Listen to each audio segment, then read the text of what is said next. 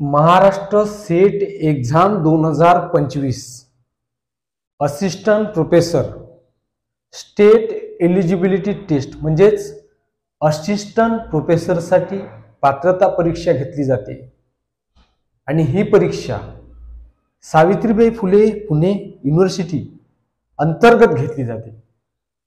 आताच नोटिफिकेशन येऊन गेलेली आहे, ऑनलाईनची प्रोसिजर चालू आहे।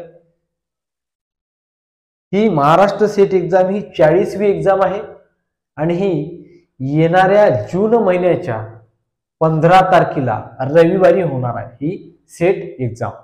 यासाठी ऑनलाईन प्रोसिजर जे आहे ते चालू आहे। जे विद्यार्थी ज्यांनी फॉर्म नसेल भरला त्यांनी भरून घ्या।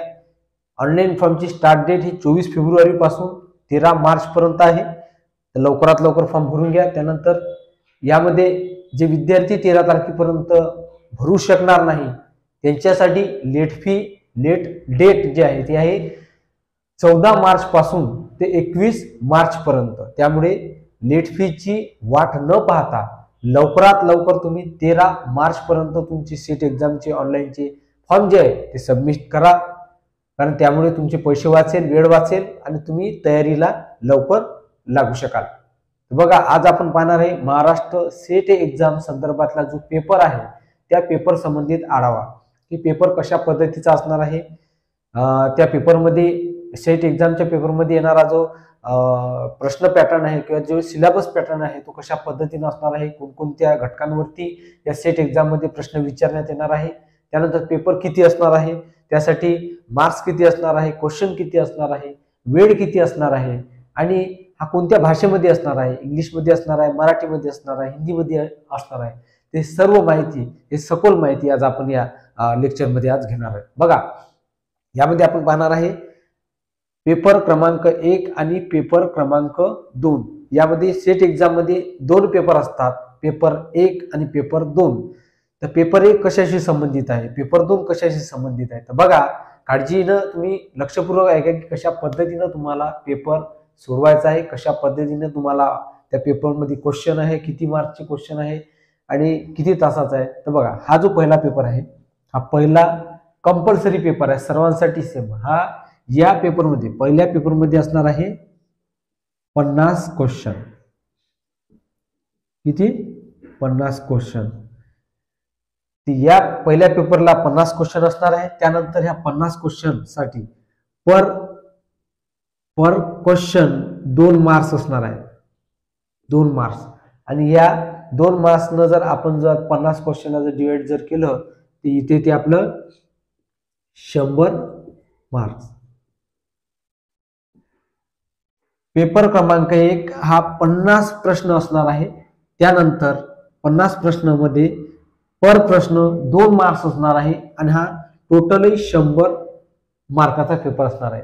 आणि यासाठी वेळ असणार आहे तो 1 तास, म्हणजे 60 मिनिट।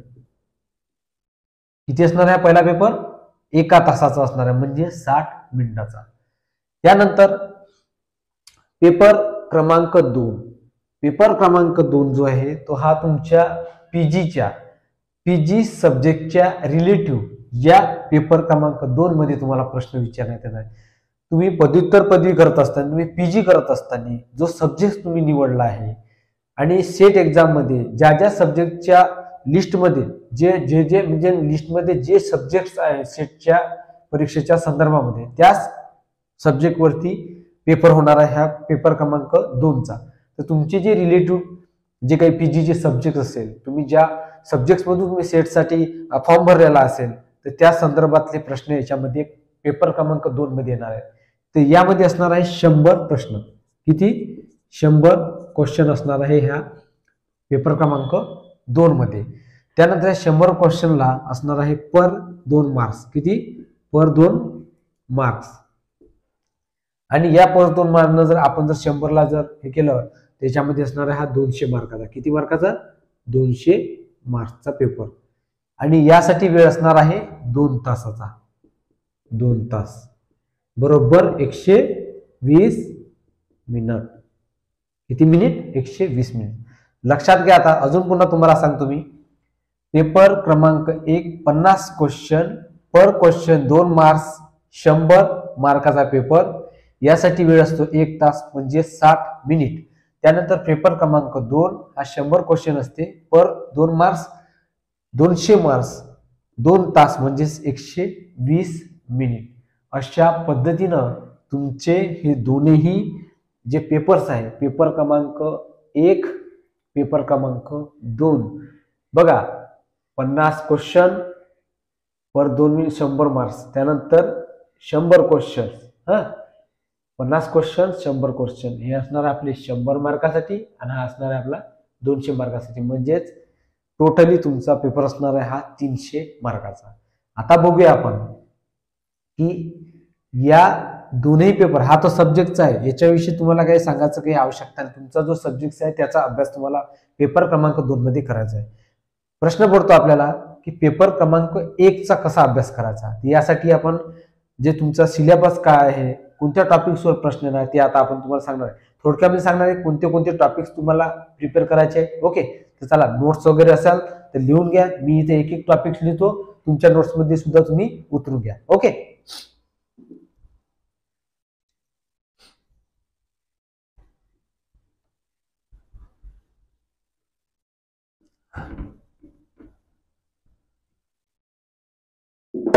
बघा पेपर क्रमांक 2 तर हा आपला तुमचा सब्जेक्टचा आहे. आता पाहायचा आपल्याला पेपर क्रमांक 1 मध्ये कोणत्या टॉपिक्स वरती प्रश्न येणार आहे. बघा यामध्ये टॉपिक्स कोणते कोणते आहे ते यावरती प्रश्न येणार आहे. तर बघा पहिला येणार आहे, तुम्हाला सांगतो, अध्यापन दृष्टिकोन, त्यानंतर संशोधन विषयक दृष्टिकोन, त्यानंतर संप्रेषण, त्यानंतर उतारी आणि त्यावरील प्रश्न, अंकगणित आहे, तर्कशास्त्री बुद्धीवर प्रश्न येणार यामध्ये, आलेख वाचन, स्तंभ वाचन, पुन्हा त्यामध्ये संगणक कॉम्प्युटर जे आहे त्यावरती प्रश्न येणार आहे, पर्यावरणाशी संबंधित काही प्रश्न येणार आहे, त्यानंतर चालू घडामोडी जे 2024 पासून तर 2025 जून महिन्यापर्यंतच्या ज्या काही घडामोडी घडल्या आहेत त्या सर्व इन्फॉर्मेशन त्यांची माहिती तुमच्याजवळ असणे आवश्यक आहे.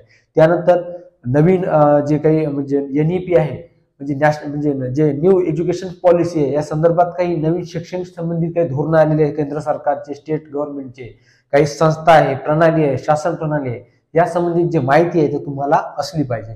बघा पहिला आहे तुमचं सांगतो अध्यापन दृष्टिकोन. अध्यापन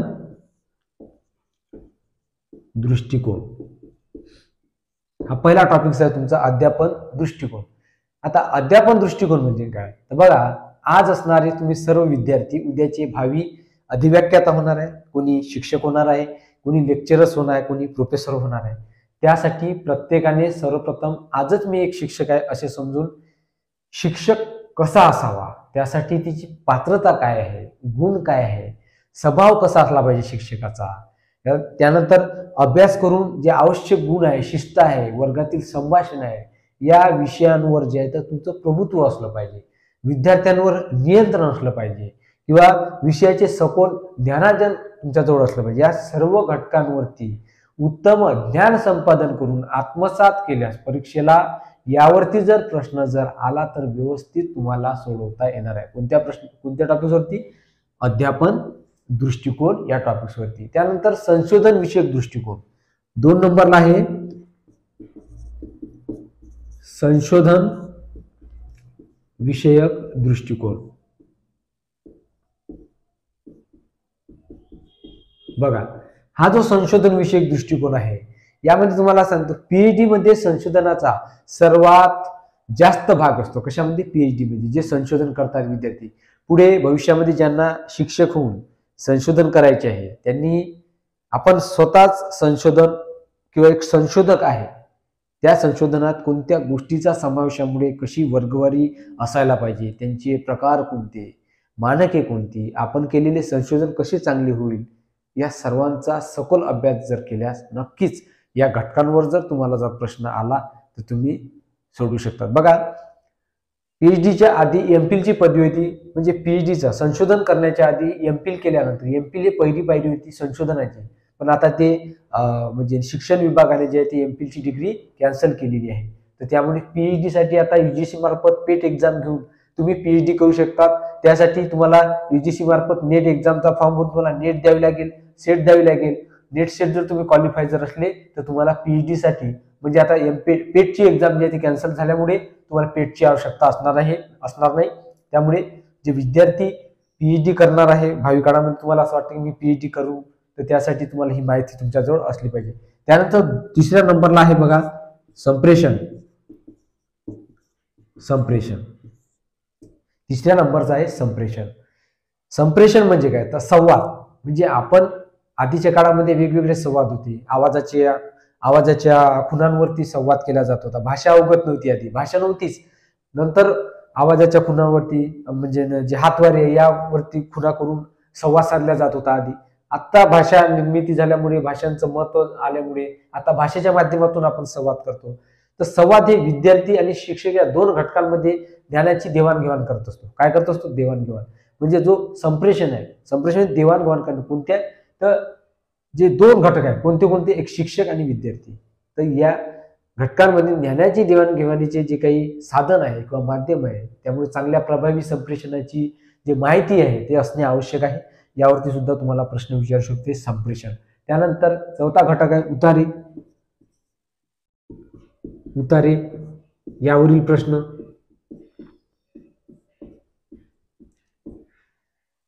दहाव्या वर्गात, 12व्या वर्गात माहिती आपल्याला पेपर असताना उतारी यायची, उतार्यामधून आपल्याला प्रश्नाचं उत्तर शोधावं लागत होतं. तसेच उतारे तुम्हाला या परीक्षेमध्ये सुद्धा येतात. तर उतार्यावरील प्रश्न सोडवण्यासाठी आधी उतारा संपूर्ण काळजीपूर्वक वाचायचा आणि वाचत असताना अंडरलाईन करायचे, जे मुद्दे ठळक असतात. त्यामुळे यातील जे प्रश्न आहेत ते सोडवत असताना त्या अंडरलाईन केलेल्या शब्दांच्या आधारे लवकर लक्षात येऊन प्रश्न सोडवण्यासाठी तुम्हाला सोपे जाऊ शकते. ते हे लक्षात ठेवायचं आहे. तर काही गोष्टी आहे की जे लेखकाचा हेतू कोणता आहे अंडरलाईन करायची, त्यामधून पॅसेजमधून तुम्हाला समजलं पाहिजे. बहुपर्यायी वस्तुनिष्ठ जे परीक्षेचे जे स्वरूप असले तर त्या उताराच्या आकलनावरून प्रश्नाचे उत्तर जे आहे ते मनात तयार करावे. कारण पर्यायातील अर्थाच्या शब्द एकसारखा असतात, त्यामुळे प्रश्न सोडवण्यामध्ये तुम्हाला सोपे जाऊ शकते. तर तुम्ही पॅरेग्राफ वाचत असताना अंडरलाईन करायचे आणि प्रश्न पहिले वाचून घ्यायचे. म्हणजे अंडरलाईन करत असताना तुम्हाला प्रश्न लवकर समजू शकेल आणि ते प्रश्न समजल्यानंतर तुम्हाला प्रश्नाचं उत्तर ऑटोमॅटिक त्या प्रश्नाचं उत्तर तुम्हाला देता येईल. त्यानंतर आहे अंकगणित.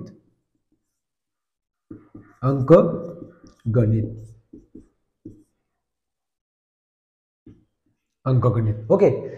तर अंकगणित या गणितामध्ये तुमची प्रॅक्टिस केलेली असणे आवश्यक आहे. उदाहरणार्थ या टॉपिक्सवरती प्रश्न कशा पद्धतीचे येते, जसे दिशा आहे, नातेसंबंध आहे, कालमापन पद्धती आहे, बैठक व्यवस्था आहे, सरळ व्याज, नफा तोटा, लसावी कडा, मसावी कडा, गुणोत्तर पद्धत, चक्रव्याढ पद्धत, गुणाकार, रेल्वे संबंधित प्रश्न येतात, नळ टाकीशी संबंधित प्रश्न येतात, काम, काळ, वेग यावरती प्रश्न येतात. या सर्व घटकांवरती प्रश्न विचारण्यात येतात या परीक्षेमध्ये. त्यासाठी काय करायचं, तर सुरुवातीला या प्रश्नाचं म्हणजे प्रश्न जर आले सोडवण्याच्या आधी काय करायचं, कधी कधी अल्फाबेट्सवरती, इंग्लिशच्या अल्फाबेट्सवरती प्रश्न येतात. तर अल्फाबेट्सवरती प्रश्न येण्याच्या आधी ए टू झेड पर्यंत अक्षरे मांडून घ्यायची आणि त्या ए टू झेडच्या अक्षरांना 1 पासून तर 26 पर्यंत क्रमांक घ्यायचे. म्हणजे कसं आहे, यावरती जर प्रश्न जर आला तर तुमचा वेळ वाचेल. कसे अल्फाबेट्स लिहा, त्याला नंबर द्या, तर त्यामुळे आधीच ते लिहून घ्यायचे अल्फाबेट्स, म्हणजे तुमचा प्रश्न सोडवण्यामध्ये म्हणजे वेळ जाणार नाही. त्यानंतर आलेख वाचन आहे.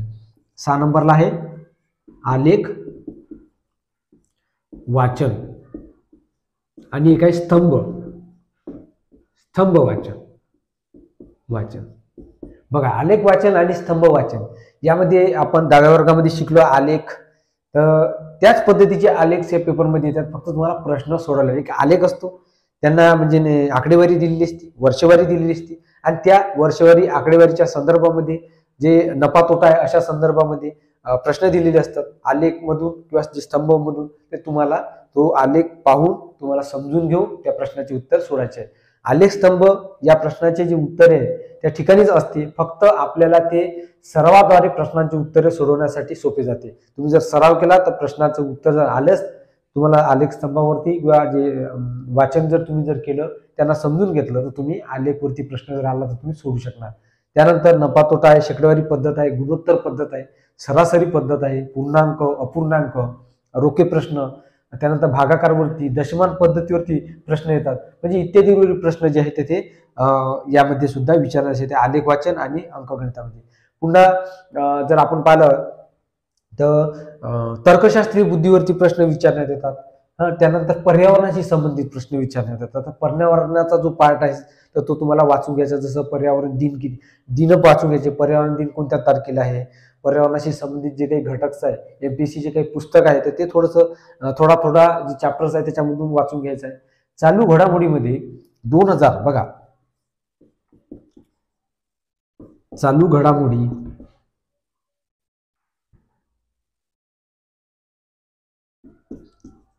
चालू घडामोडी 2024 ते 2025 तुम्हाला प्रिपेअर करायचं आहे. जेवढं झालं तेवढं जीकेचे पुस्तक असते 2024 ते 25 पर्यंत हे प्रिपेअर करायचं आणि त्यामधून यावरती प्रश्न तुम्हाला विचारू शकते. शिक्षणासंबंधित तुम्हाला प्रश्न विचारू शकते. NEP न्यू एज्युकेशन पॉलिसी आता नवीन लागू झालेली, त्या संदर्भात तुम्हाला प्रश्न विचारू शकते या सेट एक्झाम मध्ये. त्यामुळे शासनासंबंधित शैक्षणिक धोरणासंबंधित काही म्हणजे बदलाव आहे किंवा जी ध्येय धोरणे आहे त्यांचे जे नवीन म्हणजे कायदे आहेत ते केलेले आहेत तर त्यावरती तुम्हाला सखोल ज्ञान जे आहे ते असलं पाहिजे. त्यावरती तुम्हाला प्रश्न विचारू शकते या सेट परीक्षेच्या संदर्भामध्ये, या सेट परीक्षेमध्ये. त्यामुळे या सर्व घटकांचा जर तुमचा अभ्यास असला, अध्यापन दृष्टिकोन, संशोधन विषयक दृष्टिकोन, संप्रेषण, त्यानंतर उतार्यावरील प्रश्न, अंकगणित, आलेख वाचन, स्तंभ वाचन, चालू घडामोडी, पर्यावरण आहे, शिक्षणासंबंधित नवीन कायदे आहे, संस्था आहे, प्रणाली आहे, शासन प्रणाली आहे, या संबंधित जर तुम्हाला माहिती असली, याचा अभ्यास जर असला तर सहजासहजी तुमचा सेट परीक्षेमध्ये तुमचा रिझल्ट हा पॉझिटिव्ह येऊ शकतो आणि तुम्ही असिस्टंट प्रोफेसर होऊ शकतात.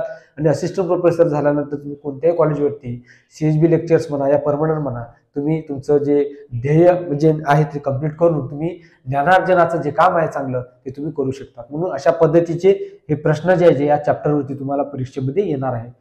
हे तुम्हाला मी थोडक्यात सांगितलं. पण आपले लेक्चर जे आहे ते सखोल एक टॉपिक्स वरती सखोल लेक्चर्स होणार आहे. तर त्यामुळे काही विद्यार्थी जर नवीन असाल तर आपल्या चॅनल जॉईन करा, त्यानंतर YouTube चॅनल जॉईन करा, सबस्क्राईब करा, शेअर्स करा. ओके. आणि पुढच्या वेळेस लेक्चरमध्ये आपले डिटेल्समध्ये एक चॅप्टर्स घेणार आहे, त्या संदर्भात आपण पुढच्या लेक्चर्समध्ये भेटणार आहोत. आज इथंच थांबूया.